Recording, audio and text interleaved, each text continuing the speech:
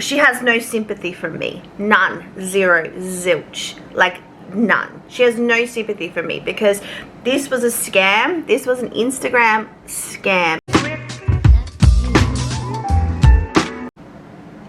Hi and welcome to my very awkward intro. My name is Susan/Bambi and this is Bambi's Rambles. How are we, friends? Are we good? That's good, and if you're not okay, that's okay too. In today's video, before I even start talking about today's video, I just wanted to say I really missed you guys. I really missed you guys, but I've had some time off, focusing on all the end of year exciting things at home. My eldest son was awarded house captain at school, and my second eldest son is going to be in grade 1 next year, starting karate. And then tonight I have my daughter's kindergarten Christmas end of year thing, so I've been really busy with that. But in today's video we are going to be talking about someone who is no longer an influencer. Well, I'd hope not, and no longer on social media in that regard. So we are going to be talking about the infamous and bizarre case of Annabelle Natalie Gibson. Now, she's most well known as Belle, but Belle also has a number of aliases, so to speak, one including Harry Gibson, who she uses as her way to the world on Facebook. But anyway,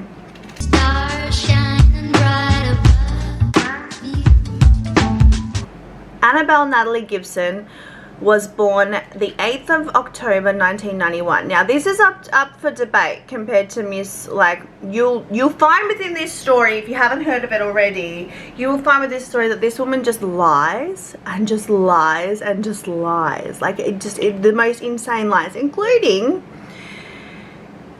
we don't know her official birthday, because apparently she has a number of aliases and she also has 2 birth certificates. But anywho, let's get right into it. Well, to be honest, it doesn't matter where we start today. In every chapter there are lies. Even from the day and year she was born, to her childhood, to her 3 heart surgeries, terminal brain cancer, her relationship status, and more. When this woman speaks, we have people like Tara Brown, who interviewed Belle Gibson on 60 Minutes, which I'll be having some clips in here of that interview. It's very interesting.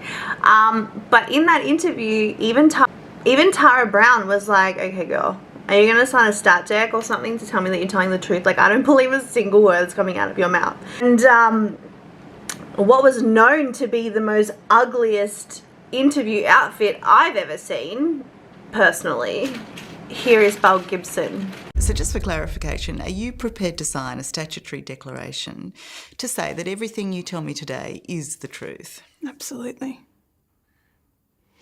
There's nothing left to lose, and if that requires a stat deck, then I'm comfortable with that.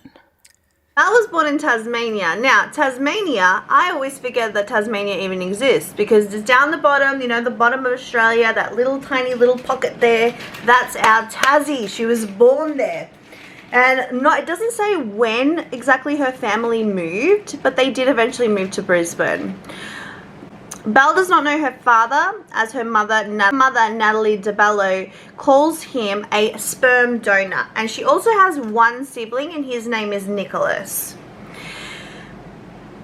Now, there are some little fun facts about her childhood. Now, I don't like to say fun facts, but how else are we meant to word it here apart from saying she lied? So Belle Gibson apparently was saying in her childhood that her mother suffered with scoliosis and that her brother Nicholas was autistic. But once her mother came to the media and spoke out, she was basically quoted saying that her daughter had, let me make sure I get this right, Belle's never done a minute of housework in her life. Her mother both said that her brother's not autistic, there's nothing wrong with her mother, she looked after her, all those sorts of things. So even from that time, Miss Belle Gibson had had an issue with the truth. Miss Liar Liar Pants on Fire didn't know how to tell the truth. But anyhoozle. At the age of 12, she moved out of her family's home in Brisbane into a family friend's house. Now, what I found out about this is that she actually moved in with a 60-year-old man at 12. I don't want to, I'm kind of side-eyeing her mum, but I'm also, that's horrible. I don't know. So I was kind of side-eyeing Natalie when I heard this, and I was like, is this probably the best decision to make at 12? Probably not. But again, I don't know the full circumstances. I don't know the full story, so I can't sit here and necessarily judge. But that was my opinion on that. High school until year 10, dropping out when she was 16. Let's not judge that though, right? Because I left school at that age as well. So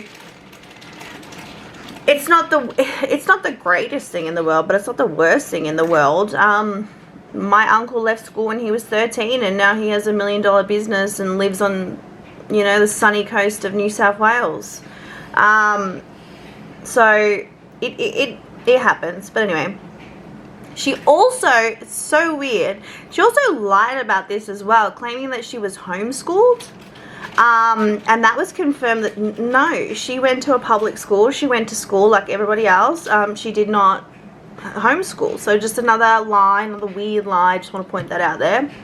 Anyway, let's keep moving. So later on in life, so after she left school, she decided that she wanted to go work for a catering company in Queensland, which she did do, and eventually moving to Perth, Western Australia in 2008, where she became heavily involved in the skateboard community.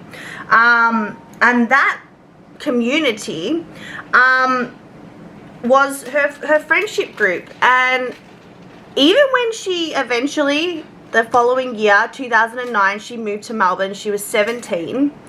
And she was still involved in this skateboarding community, but it was also online communities. So when she was in these online communities, skateboard communities, you think people were talking about skateboarding and all this other stuff, Belle was actually playing her first scam, basically, by telling all of her skateboard friends and their girlfriends and all the crew that she was in hospital at this time.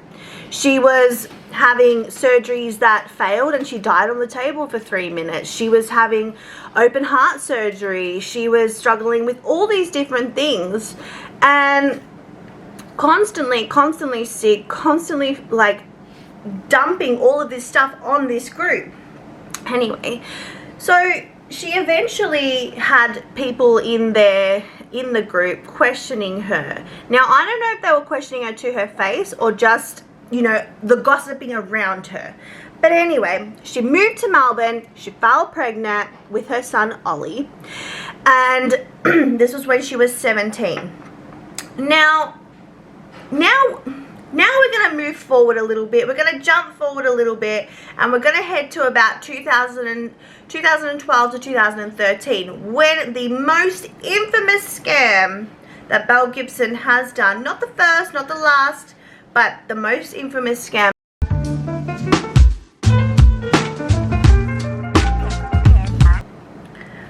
So from 2012 to 2013, Miss Liar Liar Pants on Fire had an Instagram where she would post her story as a young mother who was having battle after battle when it came to her physical health, including claiming had terminal brain cancer. So everyone was seeing these Instagram posts that were filled with, she was very eloquent in the way that she put her things across. I think the definition that YouTube would use these days is sad fishing.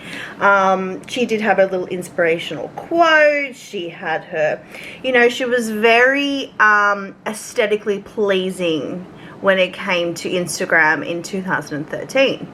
So as she was doing all of this, she was gaining subscribers like you wouldn't believe. Over 200,000 subscribers to be exact. People were following her story. They couldn't believe how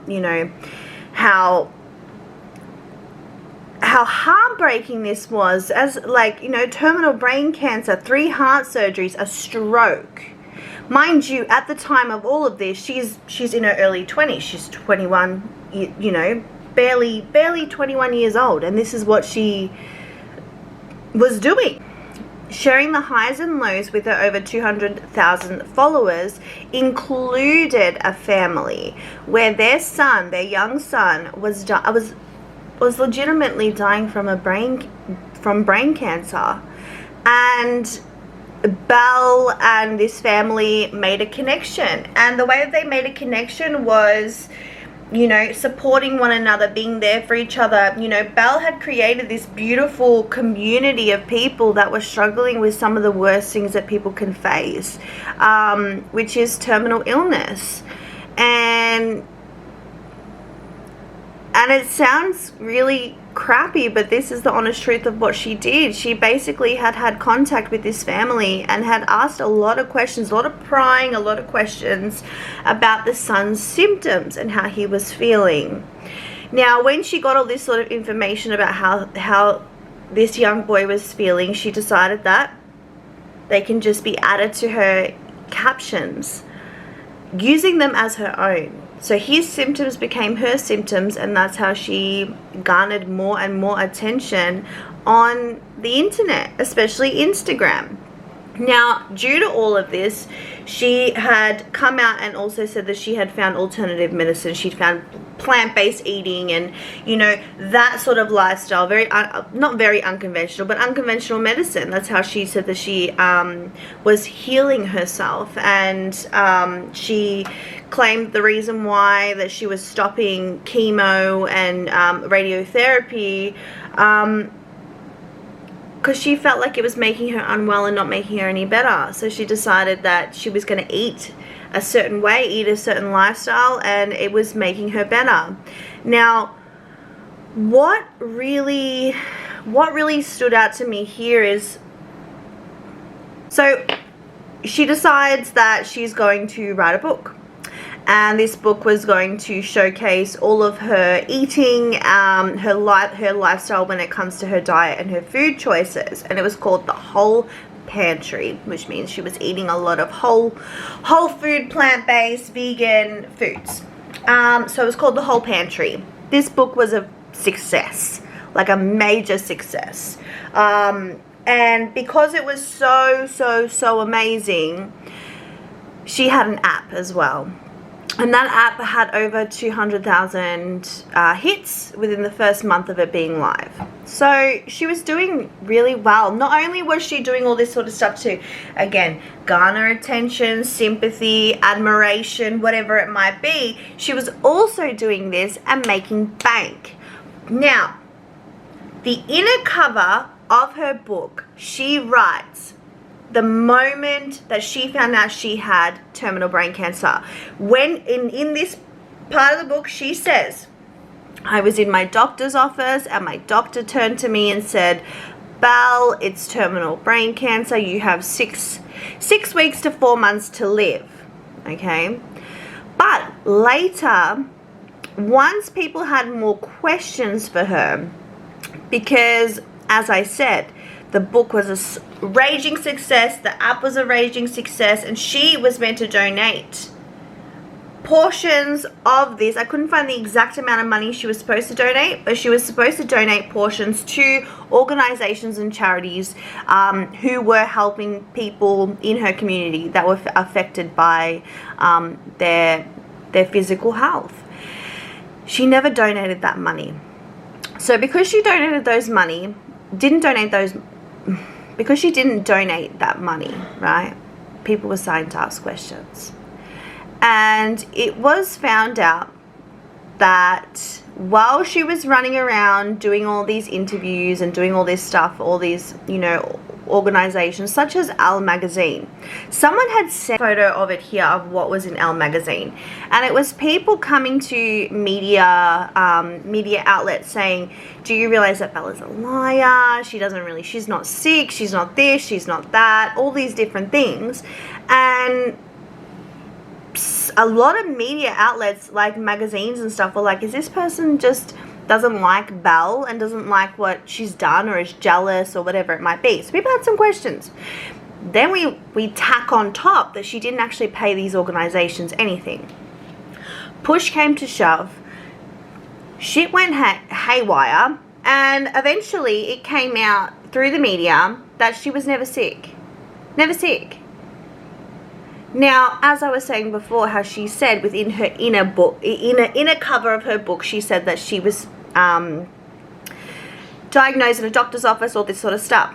She went on 60 Minutes. And that is the infamous ugly shirt outfit that she decided to wear for that interview, which I don't understand whatsoever. Who was lying to Belle when they told her that sweater looked good? Who was lying to her?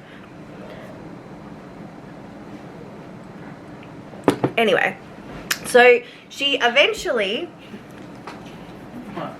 so while she was doing this interview with Tara, she basically said that, well, that's not what happened when we said that she was in the doctor's office. No, she wasn't.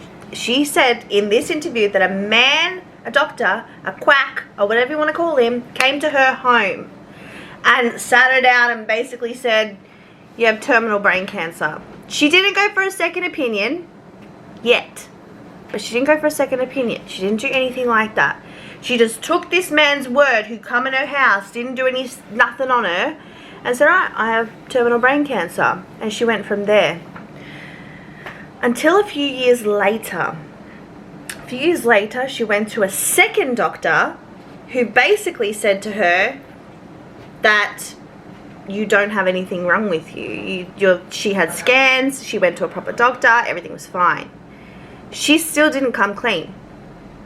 She then went and spoke to another doctor, again, unconventional alternative medicine therapy, and this doctor said to her that the cancer had spread. So instead of going to people and like explaining that, you know, she did not have this sort of stuff, she just went with the opinion that she wanted. And she started telling people that the cancer had spread and that she was given, you know, 4 months to live, and now we're at 5 years. But it's spread. And then she basically said that she thought she was going through chemo and radiation. What she thought was those things by this alternative medicine doctor. No one has been able to find this doctor. The second doctor that she brings up was an alternative medicine doctor. She said that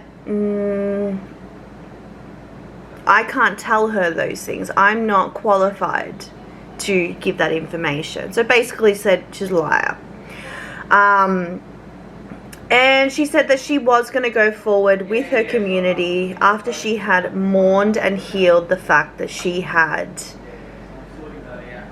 been lied to. She had this idea in her head that she was still the victim, that she still had been lied to by these doctors who don't know who the hell she is.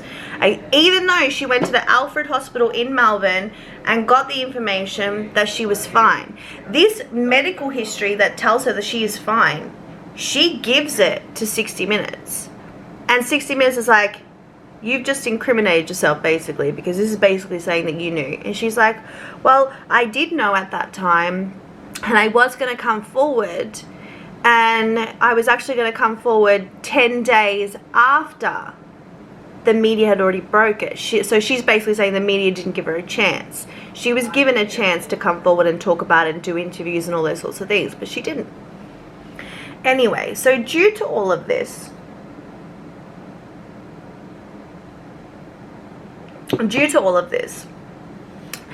she claims that she had a lot of emotional trauma, couldn't believe that she'd been lied to all these years, and I am going to link that entire interview down below, because it's a very, very, very interesting interview, and she just is just the perpetual victim and the liar 24/7. Like, she went on a media tour of how she's, you know, this health and wellness advocate, and who knows how many people would have turned around and thought, okay, she's healing her cancer with this, I'm going to heal mine. but these people were actually sick and she wasn't. I think she's sick in other ways, I'll just say that. But she has no sympathy from me. None. Zero. Zilch. Like, none. She has no sympathy for me because this was a scam. This was an Instagram scam, and she should have gotten a lot of trouble for this. But listen to this. She went to the... She eventually had to go to court, right? Because she had to pay... So, all right. So Consumer Affairs got involved, and they were basically investigating her. Investigating her because she made money and she made promises through all of this. So she dug herself a pretty big hole, pretty big, you know, hole that she couldn't really get herself out of, right? So what ended up happening was she was fined in 2017 for $410,000 after she was found guilty for misleading and deceptive conduct. Okay, so your question might be, where's Belle now?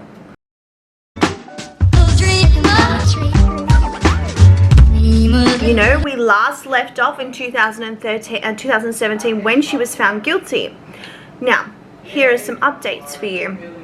In early 2021, in May, her home was raided.